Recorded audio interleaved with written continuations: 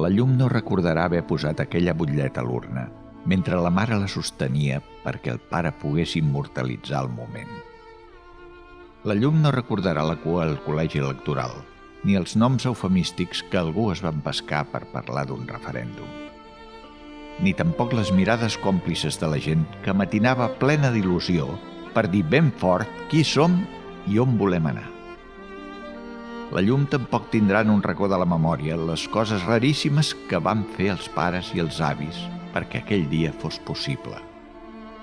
Ni podrà llegir els diaris parlant de gigafotos, gigatrucades ni gigamanifestacions. Tampoc veurà mai les imatges televisives de banderes onejant als balcons, ni la gentada al carrer, ni les fotos d'avis en cadires de rodes votant amb una llagrimeta galta avall. Ni els somriures, els milers, els milions de somriures. La llum creixerà perquè els nens es fan grans i, en canvi, els dracs viuen per sempre. I anirà palpant la realitat d'un país normal. No s'haurà d'excusar mai per ser qui és i quan viatgi no li caldrà cap perifrasi per dir d'on ve. Únicament a través dels llibres d'història i de les anècdotes pesadíssimes dels més grans sabrà que hi va haver un dia que va fer un gest valent i que va deixar caure un paperet en un recipient de cartró.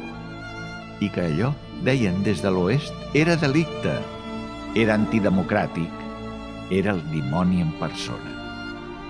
I un dia, un professor de literatura li explicarà la força dels simbolismes.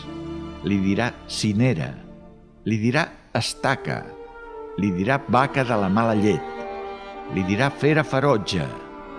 I ell entendrà que els avencs més profuns es travessen amb la fantasia de creure en dracs, amb la màgia d'un poema o una cançó, amb la força d'un somriure fent cua per votar simbòlicament.